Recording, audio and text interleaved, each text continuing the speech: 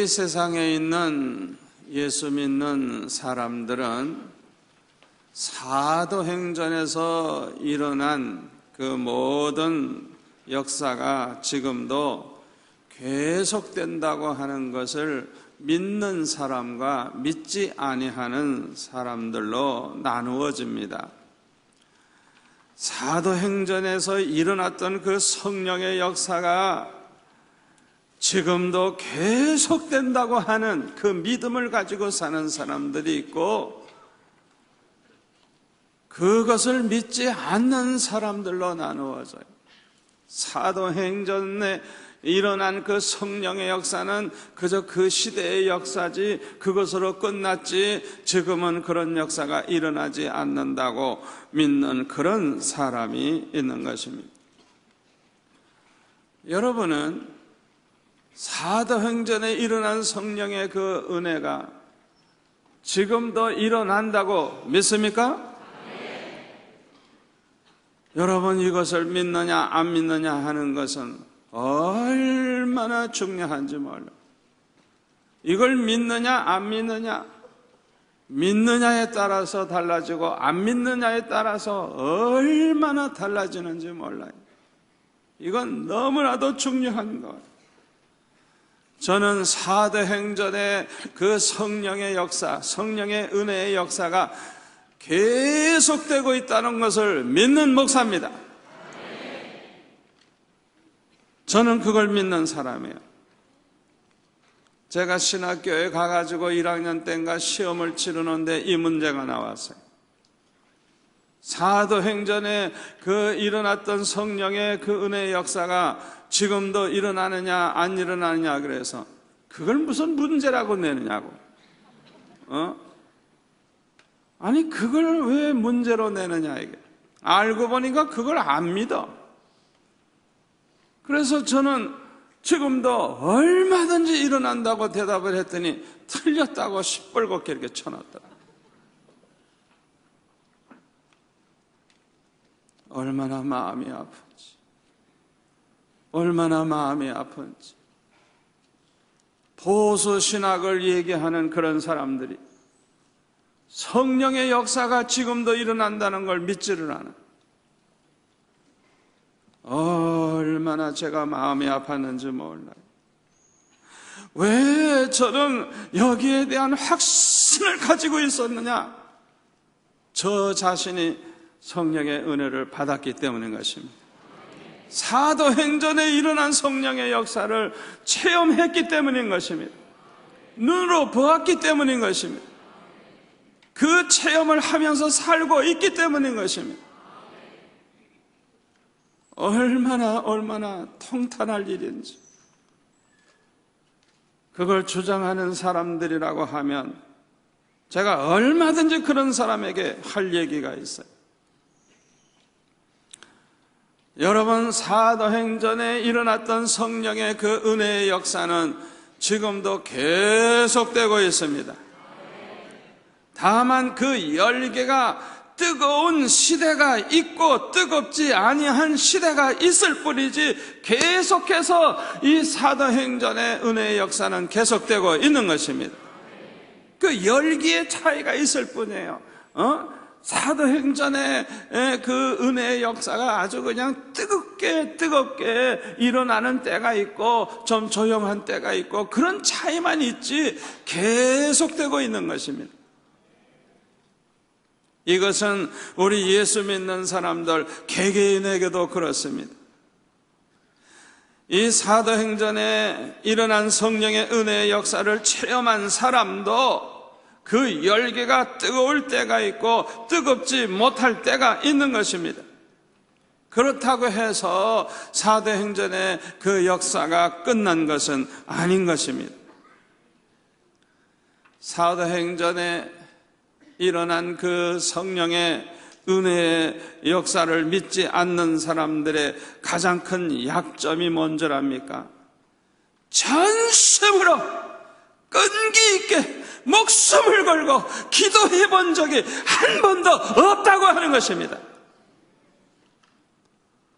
양심이 있다고 하면 가슴에 손을 얹고 생각을 해보세요.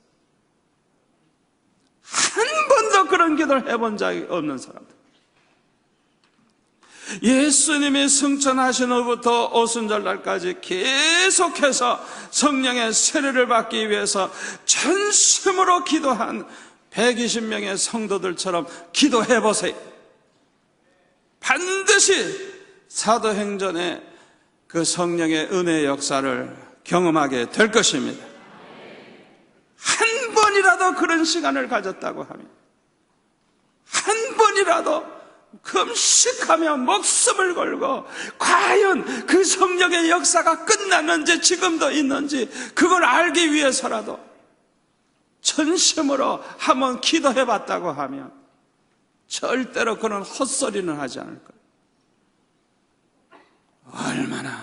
얼마나 속상한지 몰라요. 그런데 많은 그리스도인들은 성령의 불이 임할 때까지 전심으로 끈질기게 기도하지를 않는 것입니다. 그것도 일평생 한 번도 시도해 보지도 않는 것입니다. 참으로 불행한 일입니다. 평생 예수 믿으면서, 평생 집사, 장로, 권사, 목사, 전도사 노릇하면서 한 번도 그 성령의 역사가, 오순절의 그 역사가 지금도 일어나는지 않은지 그걸 알기 위해서라도 기도해 봐야 되는데 한 번도 기도해 본 적이 없는 거예요. 그렇게 평생 살다가 죽는 거예요. 저는 이런 성도들을 가리켜서 불행한 성도라고 말할 수밖에 없어요. 초대 예루살렘 교회는 성령의 충만한 은혜를 받은 후에 천국과 같은 교회가 된 것을 볼 수가 있어요. 오순절날 성령의 충만을 받은 다음에 그런 역사가 일어난 것입니다. 사도행전 2장 1절에 보면 오순절날이 이미 이르매 그들이 다 같이 한 곳에 모였더니 호련히 하늘로부터 급하고 강한 바람 같은 소리가 있어 그들이 앉은 온 집에 가득하며 마치 불의 혀같이 갈라지는 것들이 그들에게 보여 각 사람 위에 하나씩 임하여 있더니 그들이 다 성령의 충만함을 받고 성령이 말하게 하심을 따라 다른 언어들로 말하기를 시작하니라. 아멘. 오순절날 전 세계에 흩어져 있던 유대인들이 오순절을 지키기 위해서 예루살렘으로 모이고 있을 때에 성령의 충만함을 받은 성도들이 각 나라 방언으로 그냥 방언을 하기 시작하니까 구경 왔던 사람들이 깜짝 놀라는 거예요. 왜? 자기 나라 말로 그냥 막 하니까 얼마나 놀랬겠어요. 그러면서 막 그냥 그들에게 복음을 전하기 시작을 했습니다. 사도행전 2장 42절에 보면 그들이 사도의 가르침을 받아 서로 교제하고 떡을 떼며 오로지 기도하기를 힘쓰니라. 은혜 받은 성도들은 기도를 더 많이 하는 줄로 믿습니다. 기도하기를 힘쓰니라.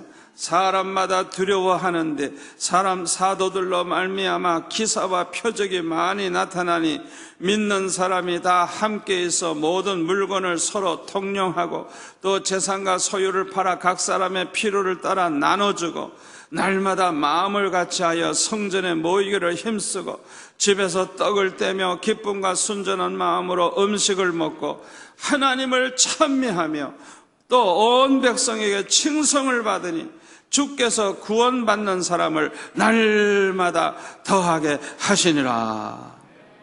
아멘.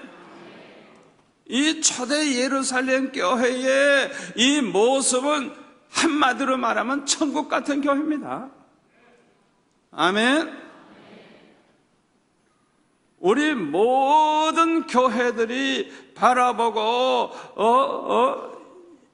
이루려고 하는 목표가 바로 이런 모습이 되어야 될 줄로 믿습니다. 초대 예루살렘 교회 모습으로 우리가 돌아가야 되는 거예요. 이들은 담대하게 복음을 전했어요. 순교하는 그날까지 복음 전하다가 결국은 사도들 중에 한 사람도 빠짐없이 다 순교했어요. 순교하는 그날까지 죽는 걸 두려워하지 아니하고 성령의 충만한 가운데 복음을 전했어요. 사도행전 2장 14절에 보면은 베드로가 11 사도와 함께 서서 소리를 높여서 이제 복음을 전합니다. 유대인들과 예루살렘에 사는 모든 사람들아, 이 일을 너희로 알게 할 것이니 내 말에 귀를 기울이라. 때가 제3신이 너의 생각과 같이 이 사람들이 취한 것이 아니라 이는 곧 선지자 요엘을 통하여 말씀하신 것이니 일렀으되 하나님이 말씀하시기를 말세에 내가 내 영을 모든 육체에 부어주리니 너의 자녀들은 예언할 것이요 너의 젊은이들은 환상을 보고 너의 늙은이들은 꿈을 꾸리라. 그때 내가 내 영을 내 남정과 여정들에게 부어주리니 그들이 예언할 것이요. 할렐루야, 할렐루야. 21절에 보면 누구든지 주의 이름을 부르는 자는 구원을 받으리라. 담대하게 복음을 전하고 있어요. 22절에 보면 이스라엘 사람들아 이 말을 들으라. 너희도 아는 바와 같이 하나님께서 나사렛 예수로 큰 권능과 기사와 표적을 너희 가운데서 베푸사 너희 앞에서 그를 증언하였느니라. 그가 하나님께서 정하신 뜻과 미리 아신 대로 내준 바 되었거늘 너희가 법 없는 자들의 손을 빌려 못 박아 죽였으나 하나님께서 그를 사망의 고통에서 풀어 살리셨으니 이는 그가 사망에 매어 있을 수 없었음이라. 다윗이 그를 가리켜 이르되 내가 항상 내 앞에 계신 주를 배웠으며 나로 요동하지 않게 하기 위하여 그가 내 우편에 계시도다. 그러므로 내 마음이 기뻐하였고 내 혀도 즐거워하였으며 육체도 희망에 거하리니 이는 내 영혼을 음부에 버리지 아니하시며 주의 거룩한 자로 썩음을 당하지 않게 하실 것이미로다. 주께서 생명의 길을 내게 보이셨으니 주 앞에서 내게 기쁨이 충만하게 하시리로다 하였으므로 형제들아 내가 조상 다윗에 대하여 담대히 말할 수 있노니 다윗이 죽어 장사되어 그 묘가 오늘까지 우리 중에 있도다. 그는 선지자라 하나님이 이미 맹세하사 그 자손 중에서 한 사람을 그 위에 앉게 하리라 하심을 알고 미리 본고로 그리스도의 부활을 말하되 그가 음부에 버림이 되지 않고 그의 육신이 썩음을 당하지 아니하시리라 하더니 이 예수를 하나님이 살리신지라. 우리가 다 이 일의 증인이로다. 하나님이 손으로 예수를 높이심에 그가 약속하신 성령을 아버지께 받아서 너희가 보고 듣는 이것을 부어주시느니라. 다윗은 하늘에 올라가지 못하였으나 친히 말하여 이르되 주께서 내 주에게 말씀하시기를 내가 내 원수로 내 발등상이 되게 하기까지 너는 내 우편에 앉아있으라 하셨도다 하였은저 그런저 이스라엘 온 집은 확실히 알지니 너희가 십자가에 못 박은 이 예수를 하나님이 주와 그리스도가 되게 하셨느니라. 이렇게 말하니까 그들이 이 말을 듣고 마음에 찔려 베드로와 다른 사도들에게 물어 이르되 형제들아 우리가 어찌할꼬 하거늘 베드로가 이르되 너희가 회개하여 각각 예수 그리스도의 이름으로 세례를 받고 죄사함을 받으라. 그리하면 성령의 선물을 받으리니 이 약속은 너희와 너희 자녀와 모든 먼데 사람 곧 우리 하나님이 얼마든지 부르시는 자들에게 하신 것이라 하고 또 여러 말로 확증하며 권하여 이르되 너희가 이 패역한 세대에서 구원을 받으라 하니 그 말을 받은 사람들은 세례를 받음에 이날의 신도의 수가 3,000이나 더하더라. 할렐루야. 이 베드로의 그 열렬한 그 전도 설교를 보면 얼마나 힘이 있는지 몰라요. 그래가지고 그 설교를 듣는 사람들 중에 3,000명이 회개하고 세례를 받았다는 그런 기록이 여기 나오는 것입니다. 또 사도행전 3장에 보면 제9식 기도 시간에 베드로와 요한이 성전에 올라가다가 나면서 안진뱅이 된 사람을 만났어요. 미문에 앉아있는 이 사람을 만났어요. 그는 무엇을 얻을까 해서 바라보고 있을 때 베드로가 말합니다. 은과 금은 내게 없거니와 내게 있는 이것을 내게 주노니 나사렛 예수 그리스도의 이름으로 걸으라 하면서 오른손을 잡아 일으키니까 발과 발목에 곧 힘을 얻고 뛰어 서서 걸으며 그들과 함께 성전으로 들어가면서 걷기도 하고 뛰기도 하며 하나님을 찬송했다 그랬어요. 할렐루야. 이런 사건을 통해서 거기 12절에 보면 솔로몬의 행각에 사람들이 많이 모이게 됐는데 그들에게도 담대히 복음을 전하는 것을 볼 수가 있어요. 그래서 사도행전 4장 4절에 보면 믿는 자가 약 5천이나 되더라. 대개 여자들이나 아이들을 빼놓고 하는 얘기. 5천 명이나 됐다 그랬으니까 얼마나 많은 사람이 예수를 믿게 됐는지 알 수가 있어요. 여자들 빼고 애들 빼고 5천, 남자가 5천이니까 여러분 오늘도 우리 실버 대학 학생들 나와서 찬양할 때 남자 몇 명이에요? 남자 몇 명? 여자가 몇 배지? 옛날에도 그랬을 거예요. 옛날에도 남자가 5천이라면 여자는 10,000명쯤 됐을 거예요. 애들까지 한다고 하면 적어도 20,000명 이상 됐을 거예요. 믿는 사람들이 그렇게 엄청나게 생겨나는 것을 볼 수가 있어요. 성령의 은혜를 받은 이 사도들이, 성도들이 가는 곳곳마다 성령의 은혜가 임하였고 거기에는 예수 믿는 사람들이 생겨났고 교회가 세워졌습니다. 이 일은 2000년이 지난 지금도 계속되고 있습니다. 계속되고 있습니다. 계속되고 있는 것. 사도행전은 지금도 계속되고 있는 거예요. 아멘. 다만 그 열기가 강할 때가 있고 약할 때가 있을 뿐인 거예요. 참으로 안타까운 것은 오늘날 많은 교회가 라오디게아 교회처럼 되어가고 있는 것입니다.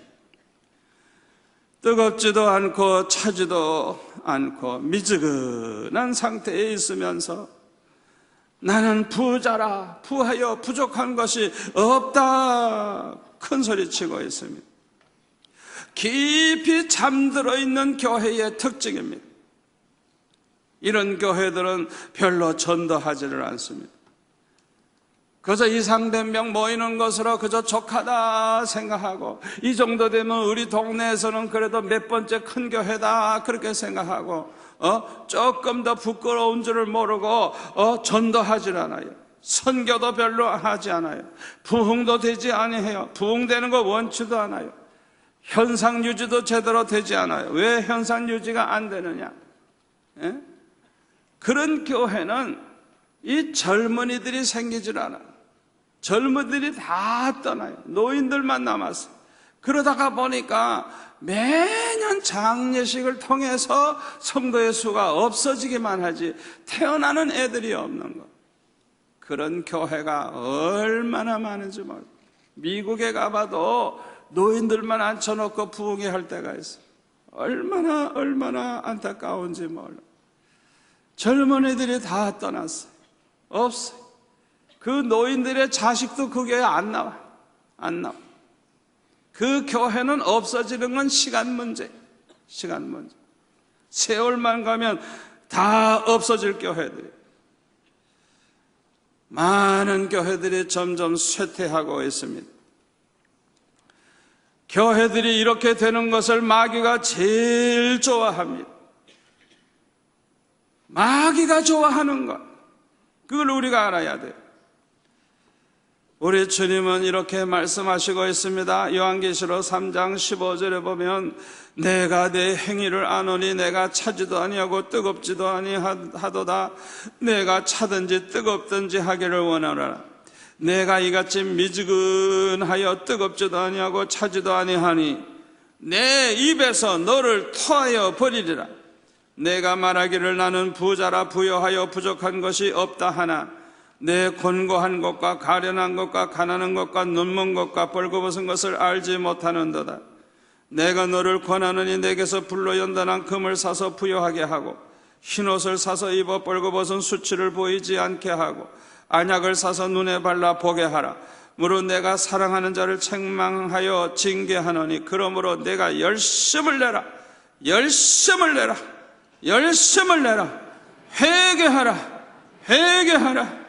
볼지어다 내가 문 밖에 서서 두드리노니 누구든지 내 음성을 듣고 문을 열면 내가 그에게로 들어가 그와 더불어 먹고 그는 나와 더불어 먹으리라. 이기는 그에게는 내가 내 보좌에 함께 앉게 하여 주기를 내가 이기고 아버지 보좌에 함께 앉은 것과 같이 하리라.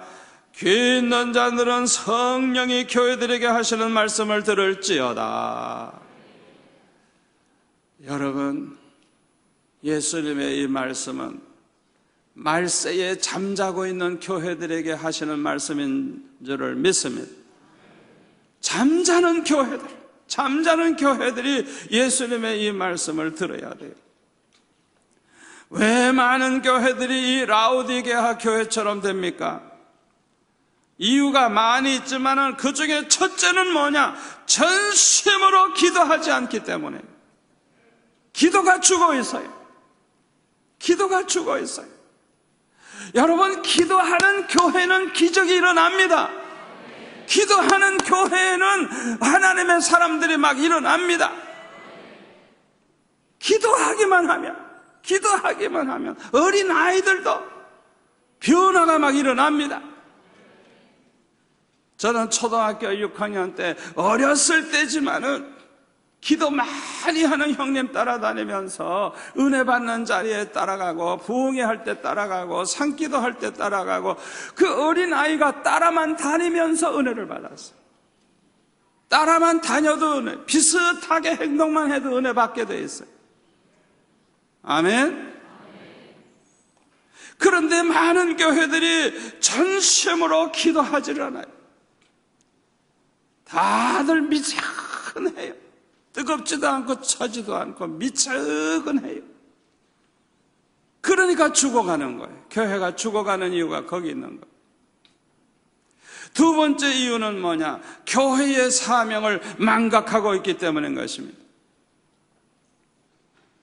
여러분, 교회라고 하는 것이 그저 자기끼리 모여서 주일날 예배드리고 돌아가면 일주일 동안 세상에 나아가서 그저 할 짓 못할 짓 별짓 다 하고 그저 그렇게 살다가 또 주일날 모이면 예배나 드리고 그렇게 하면 그 사명을 다한 것입니까?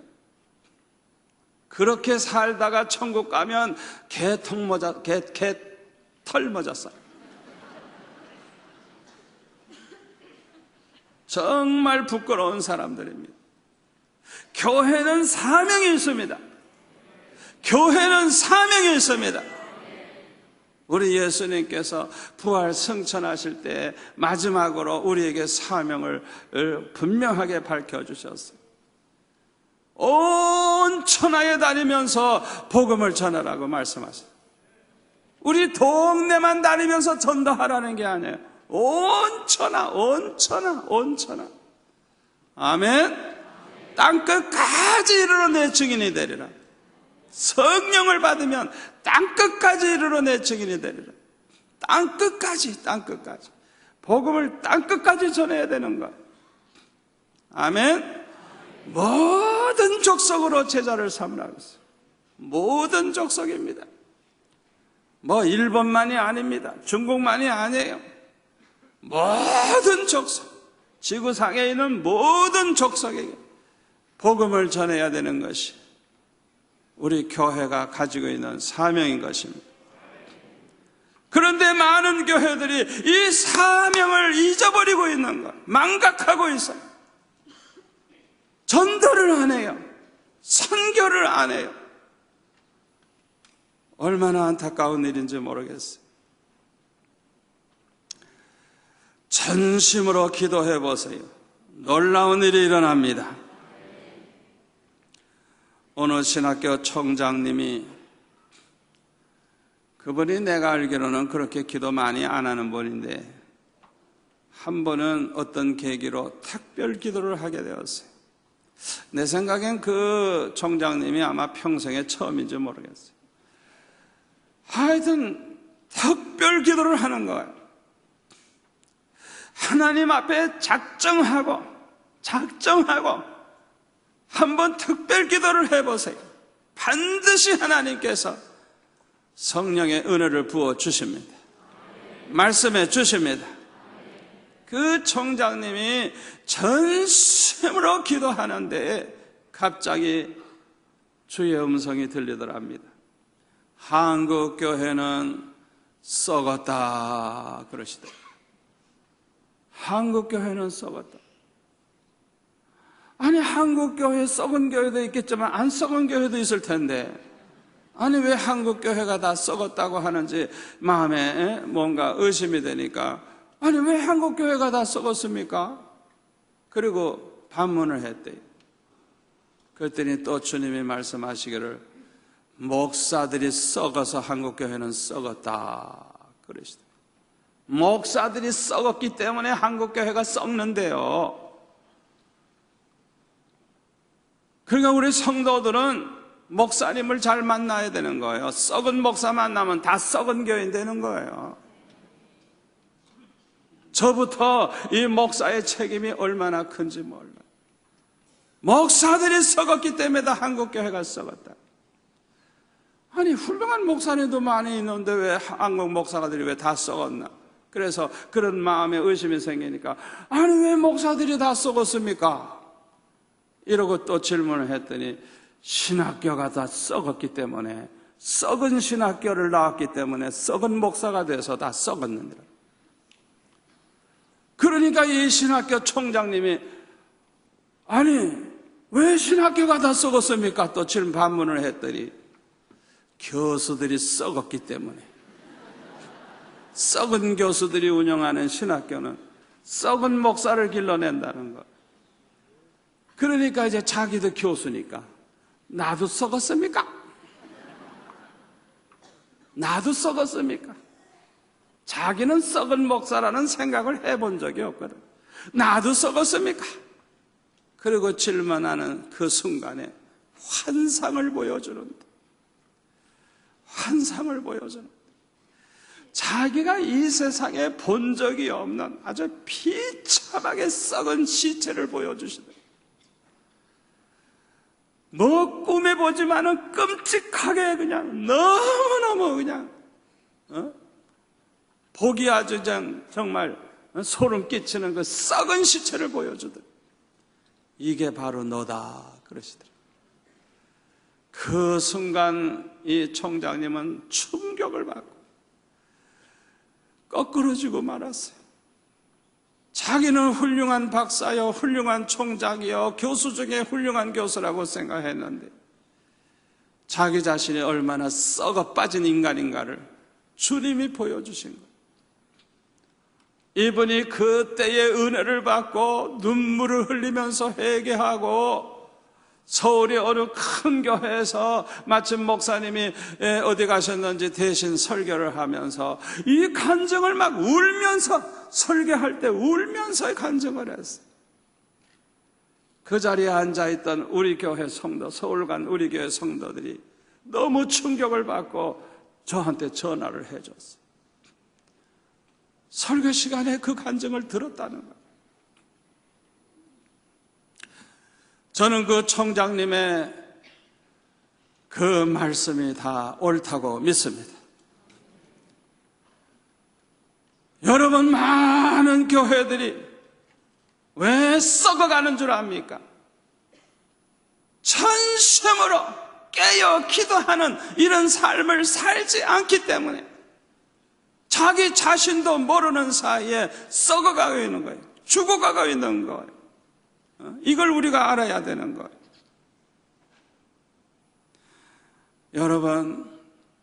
여러분이 어떤 문제를 가지고 오늘 이 자리에 나왔는지 모르지만 어떤 큰 어려움이 있고 고민 덩어리가 있고 너무너무 괴로운 문제가 있다고 할지라도 그것 때문에 하나님 앞에 전심으로 기도만 한다고 하면 오히려 축복이 된다는 걸 믿으시기를 바랍니다.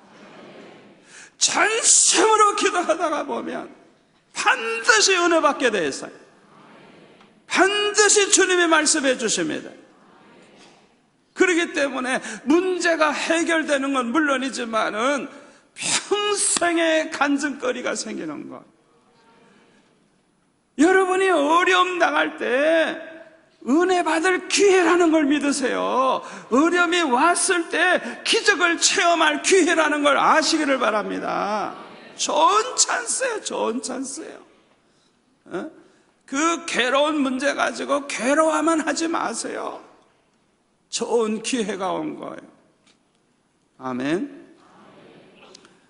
제가 여러분에게 그전에도 간증했습니다마는 제가 고등학교 때 너무너무 집안 형편이 안 좋고 너무너무 앞길이 답답하고 어두워가지고 저는 그냥 너무 이 세상을 이렇게 자꾸 생각을 해보니까 너무 세상이 험악하고 죄악이 관영하고 너무 먹고 살기도 어렵고 앞길이 막막하고 절망에 빠지게 되니까 제 마음속에는 이런 세상에서는 살 가치도 없고 살 필요도 없다. 우리 예수 믿고 구원받은 사람은 천국에 가는 게 최고다. 그런데 자살을 하면 안 되잖아요. 우리 목숨이 하나님의 거니까. 우리의 목숨은 하나님의 손에 있는 것인데 내 마음대로 어떻게 내 마음대로 나를 어떻게 할 수가 있어. 그러니까 방법을 찾다가 금식기도 하다 죽으면 좋겠다 생각을 하고 여름방학을 하자마자 고등학교 2학년 때 죽을 목적을 가지고 금식기도를 시작을 했어요. 저는 살고 싶지 않아요. 그래서 죽기 위해서 금식기도를 하는 거예요. 아버지, 나는 이런 세상 살기를 원치 않습니다. 날 불러가 주세요. 나는 이런 세상에서 이렇게 살고 싶지 않습니다. 날 불러가 주세요. 기도를 하면서 금식을 하는데 배는 고파 죽겠지만은 안 죽어요. 해보세요. 안 죽어요. 하루 지나도 안 죽고요. 이틀 지나도 안 죽어요. 사흘이 됐는데 제가 그때 몸이 날씬했거든요. 지금같이 배가 나왔으면 조금 여유가 있을 텐데 그냥 배창자가 달라붙는 것 같고 그냥 얼마나 배가 고픈지. 그런데 안 죽어요. 가만히 생각해 보니까 모세도 예수님도 40일 금식하다 해도 안 죽었어. 이야, 방학은 30일인데 40일 동안이나 안 죽다가 내가 이거 어떻게 되는 거냐 생각해 보니까 너무너무 기가 차. 그래서 사흘째 되는 날은 꼭 죽어야 되겠다 생각을 하고 진심으로 기도했어요. 하여튼 그냥 아주 진심으로 한번 기도해 보세요. 어떤 일이 일어나는가.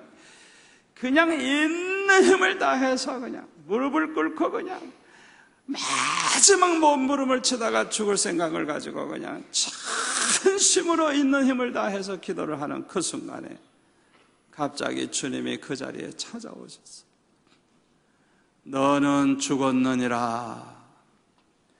너는 죽었느니라. 나를 위해서 사라질 수 없겠니?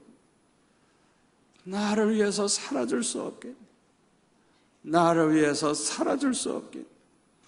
3번이나 반복해서 주님이 말씀을 하셨어요. 보이는 것은 아무것도 없지만 기도하다가 갑자기 그냥 주님이 말씀해 주시는데 기도를 중단하고 주님 말씀을 듣는데 그렇게 말씀을 하시는 그 음성을 들으면서 생각을 해보니까 내가 죽으면 안 되는구나. 주님이 나를 필요로 하시는구나. 나를 위해서 살아줄 수 없겠니? 나를 위해서 살아줄 수 없겠니? 3번이나 반복해서 말씀하실 때 저는 도저히 금식을 계속할 수가 없었어요. 그래서 포기하고 중단하고 그 방에서 나왔어요. 여러분, 저는 무슨 주님의 음성을 듣게 해달라고 기도한 거 아니에요. 진심으로 전심으로 기도하다가 보니까 그런 일이 일어난 거예요. 여러분도 마찬가지예요. 어떤 고민이 있든지 어떤 문제가 있든지 전심으로 끈기 있게 기도해보세요. 반드시 성령의 불이 임하든지 주님이 말씀하시든지 반드시 놀라운 일이 일어납니다. 그렇게 해보지 않아서 그렇지 해보세요. 반드시 주님은 살아 계셔서 우리에게 찾아오십니다. 아멘. 제가 고등학교 3학년 때였습니다. 날씨가 추워서 산에는 눈이 쌓여져 있을 때인데 앞길이 막막합니다. 대학교 갈 수가 없어요.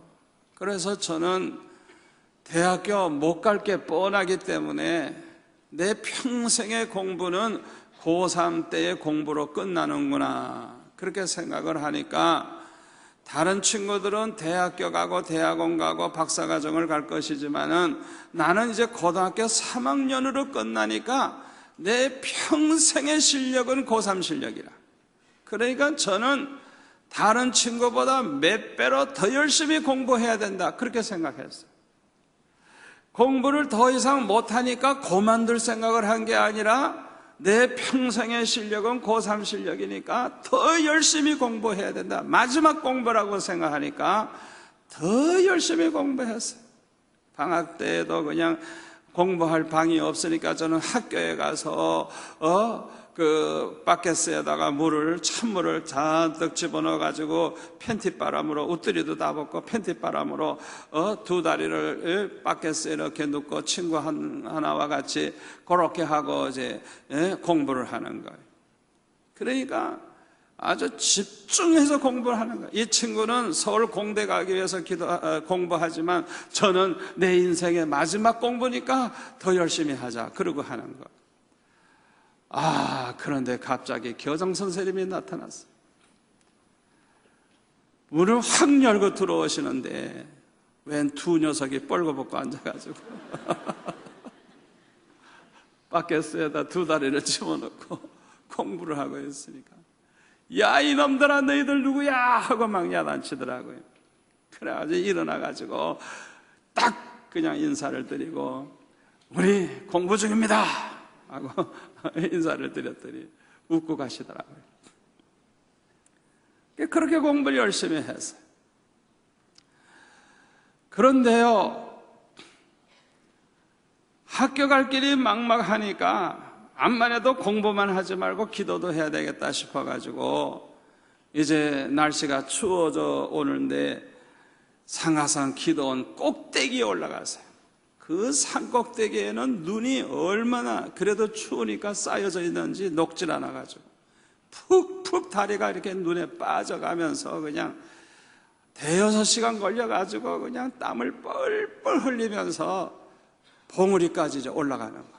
그 봉우리는 길이 없어요. 눈으로 그냥 완전히 쌓여져 있으니까 길이 뭐 보입니까? 뭐 아무것도 안 보이죠. 옆에는 그냥 낭떠러지가 그냥 뭐 몇백 미터 낭떠러지가 있어요. 그런데 저는요, 그걸 올라가는 거예요. 올라가다가 그냥 미끄러지면 그냥 밑에까지 쫙 내려오는데 옆으로 떨어지면 그냥 낭떠러지 밑으로 떨어져서 죽는데 이상하게 글로는 안 가. 그냥 그대로 떨어지는 거야. 그 낭떠러지 떨어지면 자살 안 해요. 그냥 그렇게 떨어진 거지. 그래서 또 올라가는 거예요. 또 올라가는 거예요. 올라가다 미끄러지면 또 쫙 미끄러지고 기어코 올라갔어요. 기어코 올라갔어요.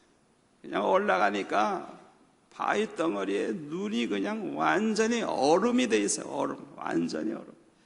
바람이 그냥 그 벽에 부딪혀가지고 절벽에 부딪혀가지고 거꾸로 올라오는데 바람이 찬바람이 그냥 이 밑에서 올라오는 밑에서 눈보라가 밑에서 올라오는데 이 조그만 나무들이 얼음이 밑에 붙어 있어요. 밑에 이 나무까지 밑에 위에 있는 게 아니라 이 바람이 불어가지고 이렇게 눈보라가 쳐가지고 그냥 계속 이렇게 얼어 있어요. 제가 입은 옷이 완전히 땀으로 버범벅이 됐는데 그게 그냥 산에 올라가 딱 서는 순간에 다 얼어가지고 얼음덩어리가 됐어요. 젖어버린 옷이 그냥 얼음덩어리가 됐어요. 그 자리에 그냥 무릎을 꿇는 순간에 으드득 하고 그냥 얼음이 깨지는 것 같아요. 나는 여기서 응답받기 전에는 내려가지 않는다. 내가 이 자리에서 죽으면 죽었지. 내가 응답받고야 내려가겠다.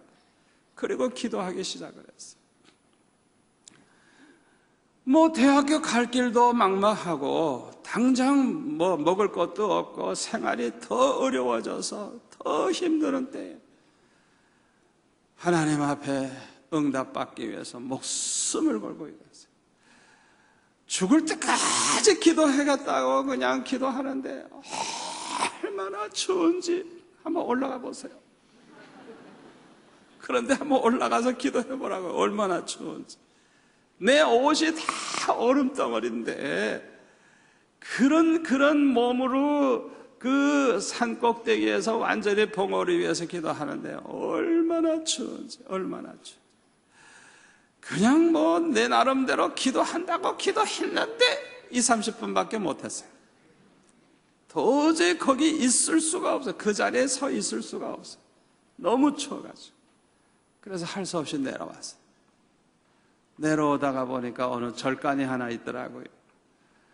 말도 하지 아니하고 부엌에 가서 먹을 거 있나 하고 밥솥을 이렇게 열어보니까 숭늉이 그냥 뜨끈뜨끈한 숭늉이 밥솥에 잔뜩 있더라고요. 얼마나 목이 타고 얼마나 지쳐있는지 그냥 허락도 안 받고 숭늉을 퍼가지고 실컷 먹고 그리고 정신을 차리고 내려왔어요.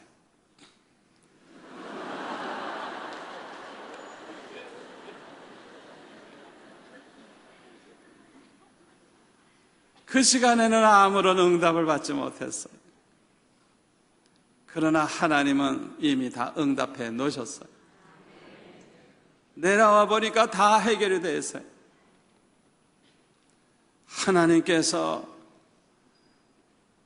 저를 장학생이 되게 하셨는데 하여튼 대학교 입학금만이 아니고 적어도 몇 학기야. 아마 대학 한 반 정도는 낼 수 있었을 거예요. 그런 엄청난 돈이 저에게 온 거예요. 교회에서도 장로님, 집사님들이 그냥 돈을 걷어가지고 저를 학비를 도와주겠다. 아직 합격도 안 됐는데 돈이 미리 생긴 거. 하나님이 기분 좋으니까 그렇게 하세요. 그 산에 올라가서는 응답을 못 받았어요. 왜? 너무 추우니까 응답 받을 시간도 없이 내려온 거예요. 그런데 내려와 보니까 응답이 다 되어 있는 거예요. 우리 하나님은 좋으신 아버지십니다. 좋으신 아버지십니다. 목숨 걸고 기도해 보세요.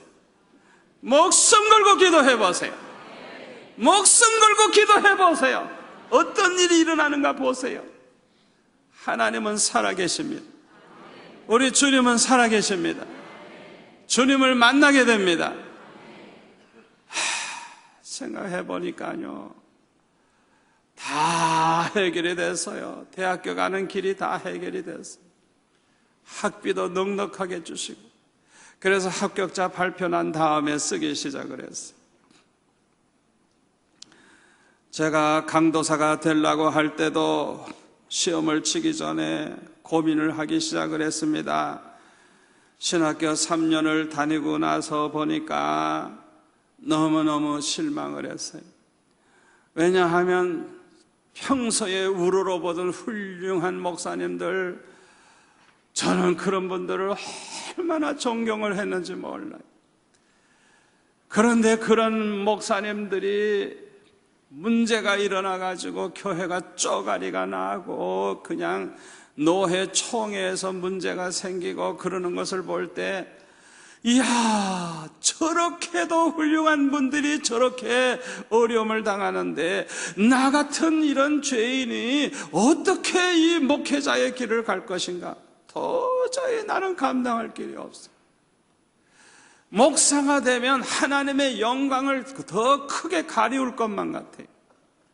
그래서 하나님 앞에 내가 꼭 물어보고 하나님 말씀하시는 대로 나는 결정을 해야 되겠다 싶어가지고, 남들은 강도사고시 준비한다고 야단법석인데 저는 공부 시작하지도 않고 청계산 기도원에 올라가서 금식하며 기도하기 시작했어요. 아버지, 아무리 생각해도 나는 평신도로서 평생 충성을 하면서 이 나라 복음화를 위해 일하겠습니다. 목사가 안 돼도 일은 할 수 있지 않습니까? 아버지, 나는 도저히 목사가 될 자신이 없습니다. 그러면서 말씀해 주세요. 그래도 하나님이 하라고 하시면 하겠습니다. 그러나 주님 말씀하지 않으면 나는 못하겠습니다. 그리고 금식하며 월요일날, 화요일날, 수요일날, 이제 목요일날 이제 또 기도하는데, 청해산 봉우리로 올라갔어요. 꼭대기로 올라가는데 그날 따라서 비가 왔어요. 비가 와서 우산을 쓰고 올라가가지고 제일 꼭대기에 있는 바위에 올라가 앉아서 이제 딱 무릎을 꿇고 우산을 이렇게 들고 기도하는 거예요.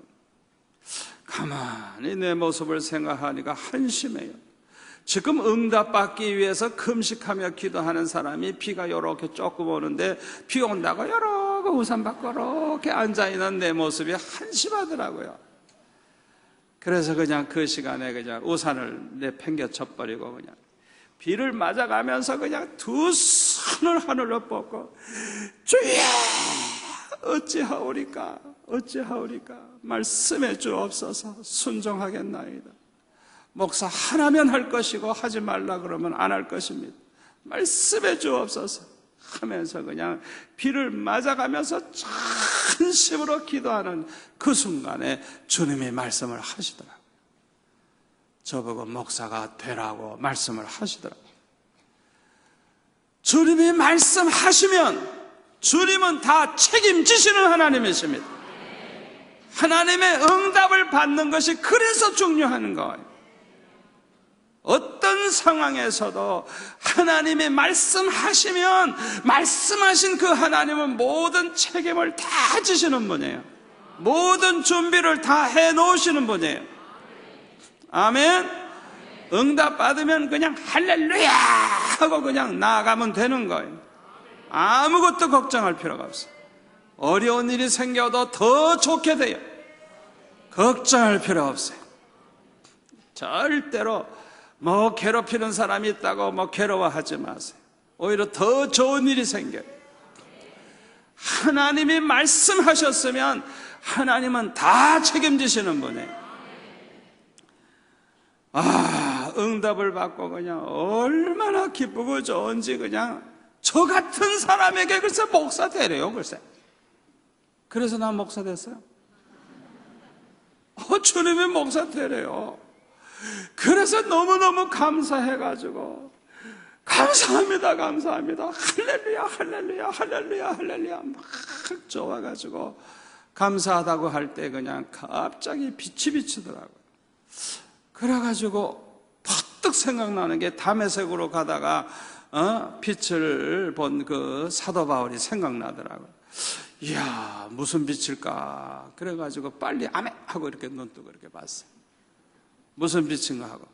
그랬더니 그냥 비가 오는 동안인데 하늘이 새카만 구름이 잔뜩 껴가지고 비가 오는데 사이에 구멍이 뚫려가지고 구름 사이에서 태양이 나를 쫙 이렇게 비치고 있는 거.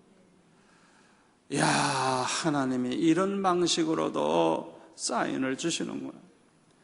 그 태양을 보면서 감사합니다. 하나님 앞에 그렇게 감사하면서 영광을 돌렸어요. 하나님의 은혜로 이제 응답받고 나서 강도사고시 준비를 해가지고 시험을 치렀는데, 참 그때에도 하나님의 은혜로 합격이 돼가지고, 제 생각은 제 점수가 낙제 점수인 것 같아요. 그런데도 어떻게 합격이 됐어요. 우리 때는 시험이 너무 어려워가지고 우리 동기생이 거의 다 떨어졌습니다. 다 떨어졌는데 그래도 그 중에 조금 나은 사람들을 좀 올려줘가지고 한 명도 없으면 안 되니까 11명인가 합격자를 그렇게 발표를 했는데 그 중에 내가 들어갔어요. 그러니까 아주 덤으로 합격된 거예요. 하나님이 책임지시는 증거예요. 하나님이 인도하시는 증거예요. 아멘. 아멘. 여러분 어떤 문제를 당하든지 꼭 기도로 해결하시기를 바랍니다. 전심으로 기도하시기를 바랍니다. 반드시 하나님이 응답하십니다. 아멘. 얼마나 중요한지 몰라요. 여러분 응답 받을 때까지 기도하는 끈기가 있어야 됩니다. 한번 뭘 놓고 기도하면 이루어질 때까지 날마다 변함없이 기도하세요. 이루어질 때까지. 그런 끈기가 있어야 되는 거예요. 아멘. 누가복음 18장에 나오는 과부처럼 억울한 일을 당해가지고 너무너무 속상하고 너무너무 안타까워가지고 그 도시에 사는 재판장을 찾아갔어요. 하나님을 두려워하지도 않고 사람을 무시하는 아주 교만하고 건방진 재판장이에요. 이 과부는 내 원수에 대한 나의 원한을 풀어달라고 하면서 그 집에 찾아가서 쫄라대는데 얼마 동안은 듣지도 않아요. 들은 척도 안 해요. 그러나 계속 찾아가서 부르짖고 내 원수에 대한 내 원한을 좀 풀어달라고 하면서 그렇게 애걸복걸하니까 나중에는 번거로워가지고 너무 번거로우니까 원한을 풀어주겠다고 생각을 했다 그랬어요. 예? 내가 이걸 들어주지 않으면 계속 나를 저렇게 괴롭힐 테니까 들어줘야 되겠다 생각을 했다는 거예요. 하물며 하나님께서 그 밤낮 부르짖는 택하신 자들의 원한을 풀어주지 아니하시겠느냐? 그들에게 오래 참으시겠느냐? 내가 너에게 이르노니 속히 그 원한을 풀어주시리라. 그러나 인자가 올 때에 세상에서 믿음을 보겠느냐? 여러분 믿음이 있습니까? 믿음이 있다고 하면 물러서지 마세요. 믿음이 있다고 하면 반드시 응답하실 줄 믿고 부르짖으세요. 물러서지 마세요. 끈기 있게 전심으로 간절히 기도하세요. 반드시 말씀해 주십니다. 응답해 주십니다. 우리의 소원을 풀어 주십니다. 우리가 한번 은혜 받았다고 저절로 계속되는 것은 아니라는 사실을 알아야 됩니다. 받은 은혜를 계속 유지하는 게 얼마나 중요한지 몰라요. 한 번 받았다고 저절로 계속되는 게 아니에요. 유지해야 돼요. 자기가 유지해야 돼요. 그러기 위해서는 꾸준히 계속해서 기도 생활에 힘써야 합니다. 그리고 열기가 식었을 때에는 그냥 잊지 말고 특별 기도를 통해서 이 열기를 뜨겁게 회복시켜야 됩니다. 아멘. 저는 성령의 체험을 여러 번 하고 은혜를 받은 그런 전도사였어요. 그런데 신현교회 전도사로 있을 때 어느 날 갑자기 마음에 답답한 거예요. 그냥 답답해요. 너무너무 답답해. 기도도 안 돼요. 이렇게 답답한 심령 가지고 어떻게 살겠어요?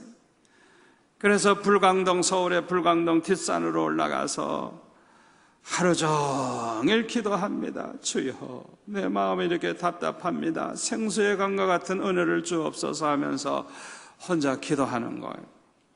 그런데 저녁이 돼도 목만 아프고 아무 응답이 없어요. 그래서 철학 기도를 했어요. 그러니까 더 피곤하고 더 배가 고프고 목만 아프고 기도가 안 돼요.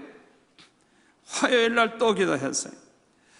더 죽을 지경에 더 답답해요. 하나님이 날 떠나신 것 같아요. 그래서 화요일 날 밤에는 수요일 날은 내가 설교를 맡았으니까 할 수 없이 내려가야 되는데 마지막 이 화요일 날 밤에 끝장을 내겠다 결심을 하고 불광동 그 산 꼭대기에 올라가 가지고 절벽 옆에 딱 앉았어요. 그래가지고 오늘 밤에 내가 응답 받으면 다행이고 응답 못 받으면 몸부림치다 떨어져 죽으면 된다. 뭐 내가 몸부림치다 죽었지만 자살했나 뭐. 그래가지고 낭떠러지 끝에 딱 앉은 거예요. 근데 그날 따라서 별도 안 보이고 달도 안 보여. 잔뜩 날이 흐렸어요. 야, 밤 1시가 됐는지 2시가 됐는지 시간은 알 수가 없지만 한밤중에 소나기가 쏟아지는데 달나는 성령의 불은 안 주고 물벼락을 주시는데 움직였다간 떨어지겠고 움직이지도 못하고 꼬박 앉아있는데 그냥 얼마나 비가 쏟아지는지 그냥 완전히 내복까지 다 젖어버렸어요. 이야, 얼마나 화가 나는지. 아니 은혜 달라고 하고 불을 달라고 하는데 불을 안 주고 물벼락 주시는 하나님 얼마나 화가 나요. 그래가지고 그냥 이제는 내가 몸부림치다 죽어야 될 때가 왔구나 싶어가지고 딱 무릎을 꿇고 앉아가지고 두 주먹을 있는 힘을 다해 꽉 쥐고 그냥 죄야 하고 그냥 목이 터져라고 외치면서 그냥 어찌하여 나를 버리셨나이까 그러면서 부러지는 거예요. 하여튼 있는 힘을 다 해서 부러지는 그 순간에 그냥 불이 확 임하는데 그냥 이야, 그 깜깜한 밤에 비가 억수같이 쏟아지는 그 속에서 불이 임하는데 그냥 부르짖다가 그냥 할렐루야 할렐루야 할렐루야 감사합니다 감사합니다 감사합니다 이러면서 기도하는데 기도하다가 정신을 차려보니까 해가 떴어요. 해가. 몇 시간이 그냥 나도 모르는 사이에 지난 거예요. 목소리는 완전히 쉬어버렸어요. 그날 제가 설교 준비를 해서 신현교회 가서 설교를 하는데 뭐 이 목소리가 완전히 그냥 쉬어버렸으니까 제대로 말도 못하는데 교인들은 벌써 딱 보면 아는 거라. 아이고 저 전도사님 기도 많이 했구만. 산에 가서 기도하고 은혜 받고 왔구만. 아니까 그냥 아멘 아멘 얼마나 좋아하는지 그냥 나는 왜 은혜 받는지도 모르겠어요. 그냥 아멘 아멘 하면서 은혜를 받는데 하나님께서 그때부터 저를 쓰시기 시작을 하는데 전도사를 부흥해 해달라는 데가 없나 하나님이 저를 쓰시기 시작하는데 그렇게 내 열기가 다 식어가지고 답답할 때 그대로 살면 나는 아무 쓸모없는 그런 전도사가 될 수밖에 없어. 그러나 그렇게 열기가 식었을 때 그냥 보내지 않고 산에 가서 그렇게 전심으로 기도하다가 불을 받고 내려오니까 하나님이 얼마나 귀하게 써주시는지. 아멘. 지금 수영로 교회는 전 교회인이 24시간 릴레이 기도를 하고 있습니다. 이렇게 기도하는 이유가 뭔지 압니까? 성령 충만한 초대 예루살렘 교회로 돌아가기 위해서인 것입니다. 여러분 이렇게 기도할 기회를 주면 은혜 받을 기회가 생깁니다. 응답받는 기회가 생깁니다. 어떤 사람은 암덩어리가 떨어질 것입니다. 어떤 사람은 불치의 병이 나을 것입니다. 어떤 사람은 취직이 될 것입니다. 사업 문제가 해결될 것입니다. 얼마나 많은 간증거리가 생기는지 몰라요. 아멘. 그렇기 때문에 이런 기회를 갖는 거예요. 오늘 밤 이 자리에 나오신 분들은 평소에도 기도 많이 하시는 분들인 줄 믿습니다. 오늘 밤에 여러분들이 짧게 기도한다고 할지라도 여러분의 문제를 가지고 그냥 전심으로 한번 기도해보세요. 전심으로. 예? 아예 그 밑에 카페트에 무릎 꿇고 앉아가지고 한번 전심으로 한번 기도해보세요. 애를 낳아본 분은 애 낳을 때 같이 그냥 전심으로 한번 힘을 써보세요. 반드시 하나님께서 역사하실 줄 믿습니다.